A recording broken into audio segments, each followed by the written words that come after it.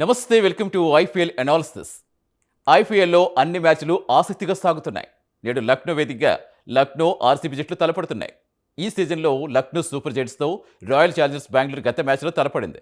Bengaluru Chinnaswamy stadium వేదికగా సాగిన ఈ మ్యాచ్లో ఆర్సీబీ వన్ సైడ్ విక్టరీ సాధించింది. 5 వికెట్ల తేడాతో లక్నోను చిత్తుగా ఓడించింది. దీంతో తమ హోమ్ గ్రౌండ్లో జరిగే ఈ మ్యాచ్లో ఆర్సీబీని ఓడించి రివెంజ్ తీర్చుకోవాలని పంత్సేన వ్యూహాలు వేస్తోంది. ఐపీఎల్ పాయింట్స్ టేబుల్లో ఆర్సీబీ 9 మ్యాచ్ల్లో 6 గెలిచి 3వ స్థానంలో ఉంటే, అటు లక్నో సూపర్ జెయింట్స్ కేవలం 2 మ్యాచ్లు మాత్రమే గెలిచి పాయింట్ల పట్టికలో అట్టడుగు స్థానంలో పడి ఉంది. మరి ఈ రోజు మ్యాచ్ ఎలా ఉండబోతోంది, ఎవరి స్ట్రెంత్ ఎలా ఉంది, దీనిపై అనలైజ్ చేసేందుకు మనతో జాయిన్ అవుతున్నారు సీనియర్ స్పోర్ట్స్ అనలిస్ట్ సుధీర్ గారు. నమస్తే సుధీర్ గారు. నమస్తే సతీష్ గారు, చెప్పండి ఎలా ఉన్నారు? I fine sir. What about you sir? Doing good అండి. ఇప్పుడు ఏంటో ఎలా ఉండబోతుంది? ఒకవైపు ఆర్సీబీలో కోహ్లీ మంచి ఫామ్లో కనిపిస్తున్నారు, ఆర్సీబీ దూసుకుపోతుంది. ఇటు లక్నో చూస్తే చివరి స్థానంలో ఉండిపోయింది. ఇప్పుడు ప్లే ఆఫ్ మ్యాచ్ నుంచి ఎగురుస్తాయా? ఎలా ఉండబోతుంది ఈ రోజు? ఏమన్నా వాళ్ళకి హోప్ కనిపిస్తుందా? ఐ థింక్ ఆర్సీబీ సతీష్ చాలా రోజుల తర్వాత మ్యాచ్ ఆడుతున్నారు. ఆల్మోస్ట్ ఒక వీక్ గ్యాప్ వచ్చింది. సో ఆ గ్యాప్ అనేది ఒక్కొక్కసారి మీకు మంచి కూడా చేస్తుంది, ఒక్కొక్కసారి కొంచెం రస్టీగా ఉండడానికి కూడా కారణాలు ఉంటాయి. బట్ ఈ రోజు నుంచి ముఖ్యంగా మనం ఎల్ఎస్జీ విషయం ఎక్కువగా మాట్లాడుకోవాలి. ఎందుకంటే ఎల్ఎస్జీ 9 మ్యాచెస్ లో 2 విన్స్ తో ఉన్నారు. అంటే ఇంకా 5 మ్యాచెస్ లో వాళ్ళకు 5 మ్యాండేటరీ అయిపోయినాయి. ప్రతి మ్యాచ్ లో కూడా వాళ్ళు గెలవాల్సిందే. అండ్ మామూలు విక్టరీస్ కూడా కాదు, వాళ్ళు రన్ రేట్ కూడా కొంచెం ఇంప్రూవ్ చేసుకుంటూ గెలవాలి. సో ఆ ఛాన్సెస్ అయితే వాళ్ళకు తక్కువ కనబడుతున్నాయి. లాస్ట్ మ్యాచ్ లో ఓడిపోయిన తర్వాత అన్ఫార్చునేట్లీ వాళ్ళ పైన ప్రెషర్ ట్రెమెండస్ గా పెరిగింది. ముంబైలో అద్భుతంగా ఆడారు. Pooran first time half century score చేయడం, జస్ట్ 21 బాల్స్ తో 60+ ఫస్ట్ డౌన్ వచ్చాడు.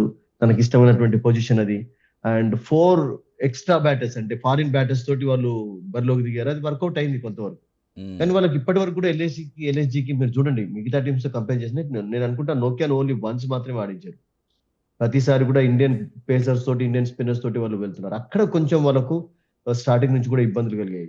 మీరు మిగతా టీమ్స్ చూసుకున్నట్లయితే సతీష్, ఇప్పుడు గుజరాత్ కి ఎలానైతే రబడా, తర్వాత అట్లాగే ఇప్పుడు హేజల్వుడ్ ఆర్సీబీకి ఎట్లానైతే రాణిస్తున్నాడు, ఓవర్టన్ చెన్నైకి రాణిస్తున్నాడు, గజన్ఫర్ ముంబైకి రాణిస్తున్నాడు. సో అట్లా వాళ్ళకు ఒక ఫారిన్ బౌలర్ లేకపోవడం తోటి కొంచెం ప్రెషర్ అనేది చాలా ఇంక్రీజ్ అవుతూ వచ్చింది. Indian bowlers not every time వాళ్ళు బౌలింగ్ చేయలేకపోయినారు. Shami has been good actually, not great కాకుండా కానీ మంచి బౌలింగే కనబడ్డాడు. సో రతి కూడా అంత చెప్పుకోదగ్గ ఫామ్ లో కనబడ్డాడు. సో వాళ్ళకు ఇష్యూస్ ఒక్కొక్కటి మల్టిపుల్ అవుతూ డబుల్ అవుతూ వచ్చాయి. సో దాంతో ఇప్పుడు ట్రెమెండస్ ప్రెషర్, ఎవ్రీ మ్యాచ్ లో విక్టరీ అంటే చాలా కష్టం. అండ్ ఈ రోజు ఒకవేళ ఫర్ ఎగ్జాంపుల్ మీరు మ్యాథమెటికలీ ఆలోచించగానే సతీష్, ఈ రోజు if they lose to RCB, నేను అనుకుంటాను almost they will be out of the tournament. ఎందుకంటారా మీరు? ఇప్పుడు చూడండి, సన్ రైజర్స్ నిన్న విక్టరీ తోటి వాళ్ళు 7 విన్స్ తోటి టాప్ లో ఉన్నారు. అవును. అండ్ లక్నో అన్ని మ్యాచెస్ ఆడి గెలిచా కానీ వాళ్ళకు 7 విన్స్ కావు. సో ఓడిపోయినట్లయితే ఇక నెక్స్ట్ మ్యాచెస్ లో 3 విన్స్ అయితే వాళ్ళు 4 విన్స్ అయితే వాళ్ళకి 6 విన్స్ ఉంటాయి. అవి సరిపోవు. And already Punjab 6 wins plus 1 extra point వచ్చింది. కోల్కతా వర్సెస్ పంజాబ్ మ్యాచ్ వర్షం కారణంగా జరగకపోవడంతో 1 పాయింట్ వచ్చింది. 13 పాయింట్స్ ఉన్నాయి వాళ్ళకు. ఆర్సీబీకి ఫర్ ఎగ్జాంపుల్ ఈ రోజు 6 నుంచి వాళ్ళు 7 కి వెళ్తారు, అంటే 14. సో నెక్స్ట్ మ్యాచ్ లో మీకు రాజస్థాన్ అండ్ మీకు గుజరాత్ 6 విన్స్ తోటి ఉన్నారు కనుక వాళ్ళు ఆ టీమ్ లో ఎవరు గెలిచా గానీ 7 విన్స్ అయిపోతాయి వాళ్ళు. సో అప్పుడు మీకు ఇక షూర్లీ అంటే ఈ రోజు ఓడిపోయినట్లయితే Lucknow will be out of the tournament. అంటే ప్లే ఆఫ్ లక్నో ఛాన్సెస్ ఉండవు, ప్లే ఆఫ్ ఛాన్సెస్ ఉండవు. మీరు మ్యాథమెటికలీ కూడా ఛాన్సెస్ లేవు వాళ్ళు. యూ కెన్ క్లియర్లీ అనౌన్స్ రేపటి నుంచి మనం ఒక్కొక్క టీమ్ ఇక ఇప్పుడు ఈ రోజు గెలిచినట్లయితే ఇంకా మీరు అన్నట్టుగా మీరు స్టార్టింగ్ ఇంకా ఆసక్తి అనేది కొంచెం ఉంటది టోర్నమెంట్. అంటే హోమ్ గ్రౌండ్ ఏమన్నా అడ్వాంటేజ్ అవుతుంది అనుకోవచ్చా? ఎందుకంటే ఎకనో పిచ్ చూసుకున్నా మనకి పెద్దగా బ్యాటింగ్ అనుకూలంగా అనిపించే స్పిన్నర్స్ కొంచెం సపోర్ట్ ఇస్తుందేమో. స్కోర్ కూడా పెద్దగా ఎక్కడ ఎక్కువ చేసిన దాఖలు కూడా లేవనుకుంటా. లేదు, 165 నేను అనుకుంటాను ఈ సంవత్సరం హైయెస్ట్ స్కోర్. లాస్ట్ ఇయర్ 200 చూసాం. అండ్ అప్పుడు జితేష్ బ్రహ్మాండంగా ఆడి చేజ్ కూడా చేయగలిగారు. లక్నోలో 2 టైమ్స్ ఓడించినటువంటి టీం ఆర్సీబీకి మంచి 100% రికార్డు ఉంది రియల్ ఆ పాయింట్ ఆఫ్ వ్యూలో చూసినా కానీ. సో మీరు చెప్పినట్టుగా సతీష్, ఇది హై స్కోరింగ్ వికెట్ కదా, ఇక్కడ స్పాంజీ బౌన్స్ కాకుండా కానీ మీకు వికెట్ స్లోగా బిహేవ్ చేస్తుంటాయి. స్టార్టింగ్ పవర్ ప్లే అనేది ఈ పర్టికులర్ మ్యాచ్ లో కీలకం. బట్ అగైన్ క్రికెట్ ఎలా ఉంటుందంటే T20లో పవర్ ప్లే లో ఫర్ ఎగ్జాంపుల్ 70-80 రన్స్ వచ్చాయంటే 160-170 కంటే ఎక్కువ కూడా స్కోర్ చేసే ఛాన్స్ ఉంటుంది if you play cleverly. So అట్లా కాకుండా మీరు జస్ట్ చెత్త షాట్స్ ఆడి వికెట్లు పారేసుకున్నట్లయితే యూ కాంట్ డూ ఎనీథింగ్. మనం చూస్తూనే ఉన్నాం, ఒక్కొక్కసారి టెంప్ట్ అవుతూ ఉంటారు, అనవసరంగా వికెట్లు పారేసుకుంటూ ఉంటారు. So that should not happen. But overall గా మీరు చెప్పినట్టుగా this is not a high scoring wicket కాదు కనుక I think they have to bat carefully actually both teams. ఇప్పుడు ప్లేయర్స్ గురించి మాట్లాడుకుంటూ ఇప్పుడు ఎవరి గురించి చెప్పుకోవచ్చు? లక్నో చూసుకుంటూ ఇప్పుడు రిషబ్ పంత్ ఉన్నారు, షమీ ఉన్నారు, అలాగే నికోలస్ ఉన్నారు, మిచెల్ మార్క్స్ ఉన్నారు. సో ఏంటి ఎవరి అడ్వాంటేజ్ కాబోతున్నారు?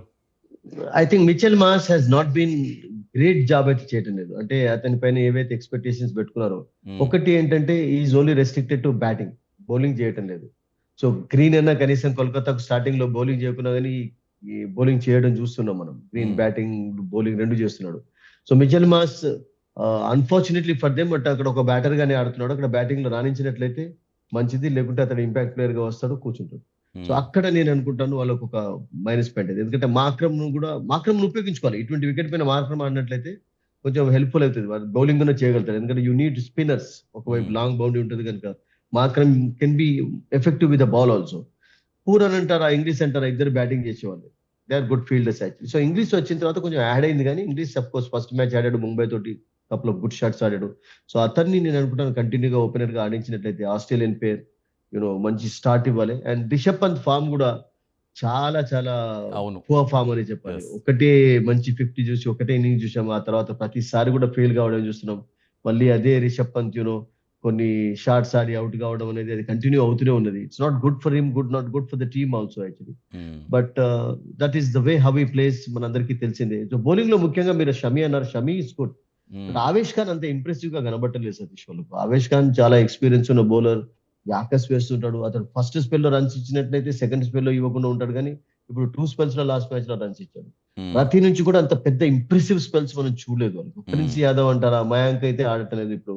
ప్రిన్స్, మయాంక్ ఒక మ్యాచ్ లో ఆడినట్టున్నాడు. Prince is doing a good job, is a better player actually.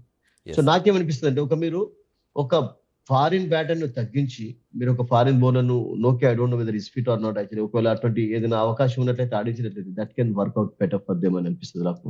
Hmm. Because every match లో విక్టరీ అనేది వాళ్ళకు మ్యాండేటరీగా మారింది. అంటే రేస్ లో ఉండాలి అంటే Yes. they అది cannot చాలా afford pressure a ఎక్కువిస్తుంది. loss. Definite They గా అది cannot ప్రెజర్ afford కూడా a అవుతుంది loss. కదా. ఎస్, ఆ ప్రెజర్ కూడా ఎక్కువగా ఉంటుంది. ఇప్పుడు ఆ ప్రెజర్ లో మరి ఎలా ఆడతారో చూడాలి. Yes, whatever RCB. Absolutely. Yes, ఆర్సీబీని ఎలా మనం RCB చేస్తారు? ఎందుకంటే మీరు కోహ్లీ చెప్పినట్టుగా గురించి చెప్పుకోకర్లేదు. ఇక మరి భువనేశ్వర్ కుమార్ కానీ, దేవదత్ కానీ, రాజ్దత్ కానీ, వీళ్ళ గురించి మాట్లాడుకుంటే ఏం చెప్పుకోవచ్చు? I think Virat Kohli and Devdutt Padikkal have been in fantastic form అండి. దాంతో పాటు బెతల్ కూడా చాలా చక్కగా ఆడుతున్నాడు. ఇంకా సాల్ట్ వాళ్ళకు ఫిట్ గా లేకపోవడం అనేది టాప్ ఆర్డర్ లో కొంచెం వరింగ్ ఫ్యాక్టర్. బట్ హేజల్వుడ్ వచ్చిన తర్వాత బౌలింగ్ లో ఆ స్ట్రెంత్ అనేది ఏర్పడింది. ఆ అతను ఆడినటువంటి మ్యాచెస్ లో 4-5 మ్యాచెస్ లో ఒక్కసారి మాత్రమే రన్స్ ఎక్కువ ఇచ్చారు కానీ 4 మ్యాచెస్ లో. But otherwise is been doing good job. And Bhuvneshwar has been fantastic for them real గా Yes. చెప్పాలంటే. కృణాల్ చక్కటి బౌలింగ్ కనబడుతున్నాడు. శ్వాన్సు is okay for them actually. So their bowlers are also doing a good job for them. And వాళ్ళకు deep గా batting నడిపింది. మీకు కొన్ని మ్యాచెస్ లో టిమ్ డేవిడ్ రాణించడం చూసాం. వాళ్ళకు షెఫర్డ్ ఒకడు కొంచెం ఆ బౌలింగ్ స్ట్రెంత్ కి ఏదైనా కపుల్ ఆఫ్ గుడ్ ఓవర్స్ వేసి యాడ్ చేసినట్లయితే they will be very happy with that. But మీరు అన్నట్టుగా top order family has been fantastic for them, no doubt about it. Hmm. అంటే ఇప్పుడు లక్నో గెలవడం సుధీర్ గారు, ఇప్పుడు ఏ అద్భుతం జరగాలి? ఇప్పుడు కోహ్లీ లాంటి వాళ్ళని అడ్డుకోవాలి అంటే, కోహ్లీని కట్టడి చేయాలంటే ఇప్పుడు ఎవరు ముందుకు రావాలి? కపుల్ ఆఫ్ టైమ్స్ కెప్టెన్ తీసుకున్నటువంటి డెసిషన్స్ కూడా వర్కౌట్ కావటం. నిన్న చూసాం శ్రేయస్ అయ్యర్ అంత బ్యూటిఫుల్ బ్యాటింగ్ వికెట్ పైన. మ్మ్. I mean did he think of the last year match? Last year వాళ్ళు 240 స్కోర్ చేసి వాళ్ళు ఓడిపోయినారు, హైదరాబాద్ చేంజ్ చేసింది. మేము అట్లా వాళ్ళు స్కోర్ చేస్తే మేము చేంజ్ చేస్తాం అన్నటువంటి ఓవర్ కాన్ఫిడెన్స్ తోటి వెళ్ళారా? 235 కుడ్ హావ్ బీన్ చేంజ్ చేస్తే కాదని కాదు. బట్ అంత బ్యూటిఫుల్ బ్యాటింగ్ వికెట్ పైన, బాల్ చక్కగా బ్యాటింగ్ పైన వస్తున్నప్పుడు why did he choose for bowling actually? Hmm. మీరు ప్రెషర్ లో ఉన్నప్పుడు ఆల్రెడీ 2 డిఫీట్స్ తోటి వస్తున్నారు. Yes. వచ్చినప్పుడు మీరు ప్రెషర్ అనవసరంగా బ్యాటర్స్ పైన క్రియేట్ చేసినట్టయితే that's going to happen. Lucknow విషయంలో కూడా అట్లాగే జరిగింది. సో ఐ థింక్ పట్టిదర్ కొంచెం కేర్ఫుల్ గానే థింక్ చేసి డెసిషన్ తీసుకుంటూ ఉన్నాడు. Hmm. So you have to use your brain. I mean toss అనేది చాలా కీలకం కొన్ని సందర్భాల్లో, Definitely నాట్ గా. Always actually. Yes. సో అంటే it had should to play Head కీ చూసినా, రోల్. మనం ఇక్కడ హెడ్ టు హెడ్ చూసినా ఆర్సీబీనే టాప్ లో ఉంది. ఎక్కువ మ్యాచ్లు ఆర్సీబీనే గెలిచింది. అట్లా లాస్ట్ మ్యాచ్ నో కూడా డౌట్ చూసాం. RCB can afford losses. Yes, last match కూడా చాలా చిత్తుగా ఓడించింది లక్నోని.